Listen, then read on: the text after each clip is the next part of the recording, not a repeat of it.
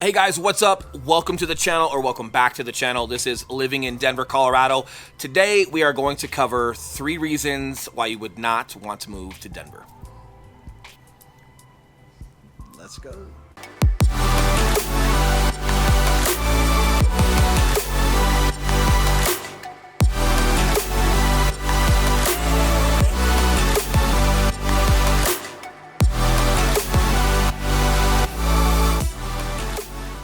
All right, guys, cool. We are the Mile High Property Brothers at eXp Real Estate. I am Eli Schmidt. This is my business partner, Will Grimes. Handsome as ever today, if I do say so myself. He's eyes in the doghouse. And if it's your first time visiting our channel, guys, make sure you subscribe and hit that notification bell. We cover everything there is to know about moving to or living in the Denver metro area, and we are licensed real estate brokers. Correct. So I'm about to take your line. You are about to take my line. It's a good line. As much as we love making these videos, guys, we would love more to help you with your real estate needs. Again, we are licensed in the state of Colorado, and believe it or not, some of you find it hard to believe, and then you actually get us on the phone and you guys freak out and it's hilarious. But we are the guys that answer the calls or call you back if we don't answer it right away. We are the guys who text back or email. But with that being said, we've had a lot of traction, a lot of influx into Denver. And if you're watching this, especially if you're new to this channel and you're not even decided of whether you want to come to Colorado, or maybe you are in Colorado but you're not sure on Denver, that's what we're going to get to today. The 3 reasons why you would maybe not move to Denver.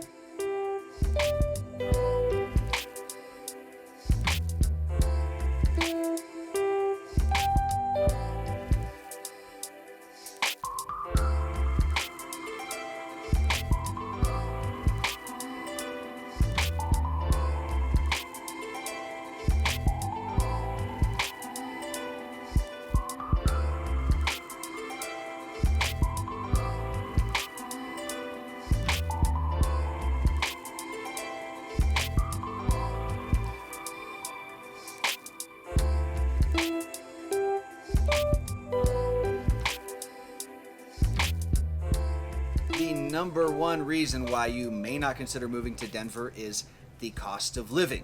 Let's go over what that looks like. So first of all, we're going to put a link in the description for our cost of living in Denver video, where we go over all the little details as far as property taxes, income, average bills, utilities, all that stuff. Gas, groceries, all of it. Yep. The number one cost of living that is on the higher end, though, is the housing prices. So guys, if you're wanting to live in or around couple miles of downtown Denver, like downtown, Wash Park, any of the surrounding areas as well, you're gonna have to spend like $500,000 plus to get a single family home. Matter of fact, a $500,000 house might be a teardown. Well, and even just Denver metro area, some of these great suburban areas, Arvada, Southeast Aurora, Highlands Ranch, Castle Rock, they might still be higher than what you're used to. I will say this: if you guys have not seen the cost of living in Denver video, watch that. But to give you guys some cliff notes, we are 30% higher than the national average. However, we are still 40% cheaper than California. So hopefully that gives you some perspective of, yes, we're a little bit higher than average, but we're not even close to the top. So still more affordable. And depending on your career change or your career status, employment is good out here, and your pay might also be more. So make sure when you guys are going over stuff, really look at the numbers on not just what things cost you, but how much you're making for being here in the first place. And obviously go over if it costs a little bit more to live in Denver, but you work in Denver and you don't have to have a car or commute a lot, and that saves you on a car payment or gas.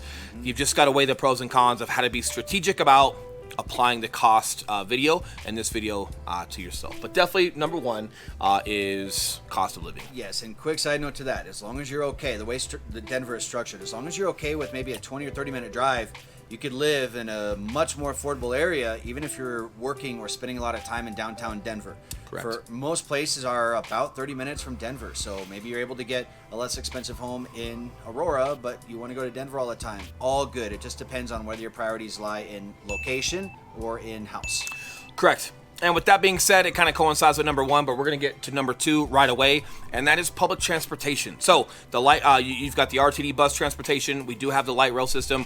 It is expanding, but it's not quite there yet. So you've got some pretty good light rail systems that are in Denver Metro, but it kind of just cuts off around that Arvada area. We don't have it quite to the Springs. They are working on getting it out to DIA and some things like that. I'm not sure if that's finished yet or not, but I know that was a big project prior to COVID. Is it finished? Yep. Okay, so The you do. E-line, I think The E-line is finished to the airport. But in regards to like a Chicago and New York, or even some things in parts of California, it might not quite be there. Obviously, we're not Chicago or New York or some cities in California yet either. So be a little patient with that. But when it comes to, oh, well, hey, I'll live where it's less expensive and I'll just commute down into downtown because I work there at Denver Tech Center, realize you might have to take the bus or drive yourself to a light rail station, and then from that station you can commute downtown. So it might be a little bit more complex than you would like. I've done it before going to ball games. It's not terrible. It just, again, it's all subjective to the patience you have as far as commuting and things like that. But definitely not where it's going to be in a couple of years. Might not be where you would like it to be if you're from the DC or New York or Chicago area. Hopefully one day soon. But something to think about depending on where you decide to live in proximity to where you work. Yeah, we've got a really good north-south light rail system. It goes from north of Denver all the way down to, I think, Ridgegate in Lone Tree, down in Parker is like the last south stop. So, really good stretch along I-25, the major north-south. But then east and west, you pretty much have like Arvada through Denver out to the airport, DIA. So that's pretty much your main east-west thoroughfare. So like Will said, as long as you're okay doing a little bit of driving or bus taking to the light rail, plan on that.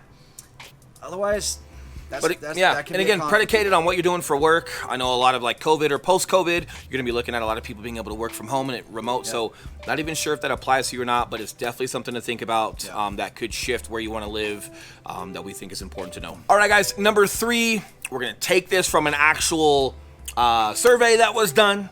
And some folks called Denver extremely overwhelming and motivating.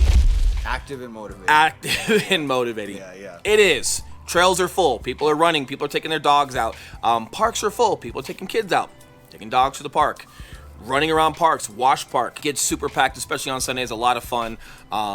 It's a very active. I know we've done some. It's a very active state. I know we've done some video downtown.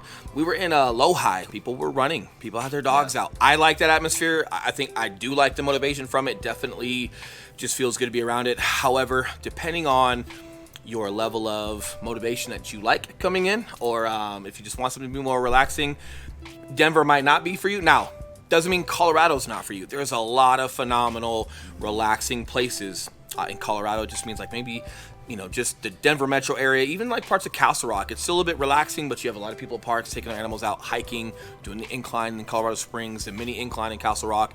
There's just a lot going on with people being fit and just motivated. And if you just wanna knock it right out of them, there's some other places we can show you that might be a little bit more relaxing. But again, it's something to consider if you don't like that many people out and about and being so active. Yeah, and a couple things you got to prep for, guys. If you're planning on going to the mountains on the weekend, prepare for traffic on Friday. Prepare for traffic on Sunday coming down the mountain. That being said, though, there are a lot of good private places to go camping where you do have private trails and stuff. You just got to drive a little bit for that.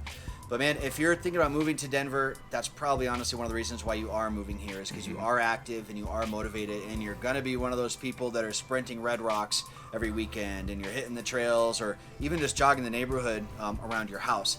You see a ton of that, so if that's what you're into, it's definitely motivating. For me, I know when I lived downtown, all I had to do was walk outside, and you just kind of get in that vibe. If you're not feeling motivated to go work out, walk out there. You'll see a couple people jogging by, and you'll get into spirits pretty quick. Or maybe you love people watching. Not sure if you're into that.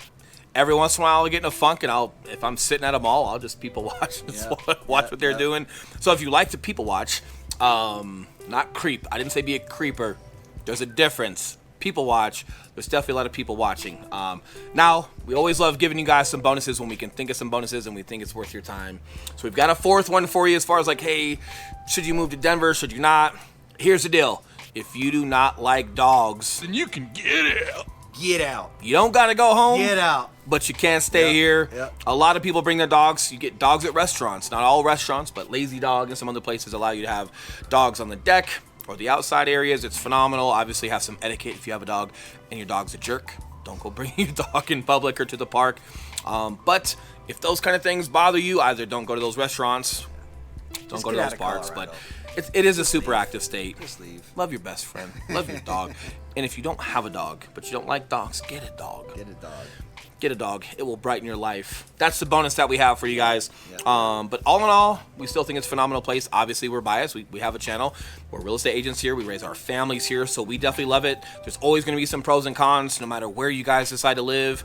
We try to be as unbiased as possible and just throw you guys some funny stuff, but then some real stuff as far as just different items that might weigh your decision. But all in all, a very forward-moving state, a very exciting state, a lot going on, whether it's professional or personal or recreational. Just a lot of really cool stuff going on.